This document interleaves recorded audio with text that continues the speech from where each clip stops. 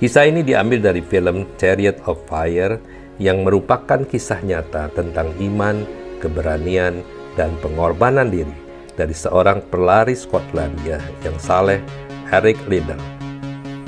Dalam film diceritakan, saudaranya Jenny Liddell menentang kegiatan Eric sebagai pelari. Jenny sering mengingatkan Eric bahwa seharusnya ia sudah pergi ke China dan menjadi misionaris. Namun Eric berhasil membujuk Jenny, katanya, "Saya diciptakan untuk suatu tujuan, dan tujuan itu adalah untuk China, tetapi Tuhan juga membuat saya berlari cepat. Waktu saya berlari, saya dapat merasakan kenikmatan darinya, dan waktu saya menang, itu semua untuk kemuliaan Tuhan. Kalau saya berhenti berlari, berarti saya sudah menahan talenta yang Tuhan berikan untuk kemuliaan-Nya." Motivasi Eric adalah berlari untuk kemuliaan Tuhan. Puncak karirnya adalah Olimpiade 1924 di Paris. Saat sedang berada dalam kapal menuju Paris, Eric mendapat kabar bahwa lomba lari 100 meter akan diadakan pada hari Minggu. Ia langsung memutuskan untuk membatalkan keikutsertaannya pada lomba yang merupakan spesialisasinya karena keyakinan iman Presbyteriannya sangat kuat untuk tidak berlari dan menguduskan hari Sabat. Eric tidak ragu sedikit pun dengan keputusannya.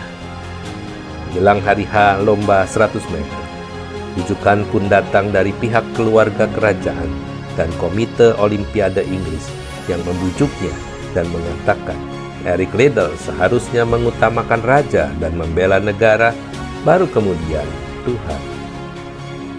Akibat keputusannya ini, Eric dikecam seluruh media Inggris, dicemooh karena dianggap tidak patriotis dan nasionalis. Eric dikritik sebagai pengkhianat karena mengutamakan Tuhan daripada negara. Dengan pertolongan Lindsay, salah seorang pelari perwakilan Inggris juga, akhirnya Eric bertukar kompetisi. Eric yang awalnya terdaftar sebagai peserta dalam pertandingan lari 100 meter, ditukar menjadi 400 meter. Para peserta lainnya menganggap rendah Eric karena kurangnya persiapan, dan ia jelas-jelas tidak siap untuk berlari 400 meter. Bagian yang paling mengharukan saat Eric berhasil memenangkan pertandingan lari 400 meter dan menyumbangkan satu medali emas lainnya untuk kerajaan Inggris. Ayat emas Eric yang selalu memotivasi dirinya di dalam berlari adalah Yesaya 40 ayat 31 yang berkata, "Tetapi orang-orang yang menanti-nantikan Tuhan dapat kekuatan baru. Mereka seumpama Raja Wali yang naik terbang dengan kekuatan sayapnya.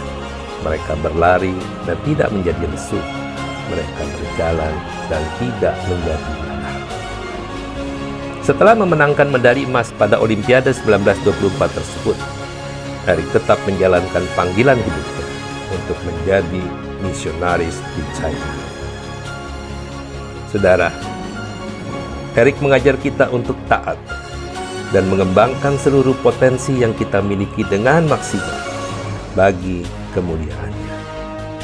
Karena sesuai firman-Nya di Kolose 3 ayat 23 berkata, "Dan segala sesuatu apapun yang kamu lakukan, kerjakanlah dengan segenap jiwa seperti kepada Tuhan dan bukan kepada manusia."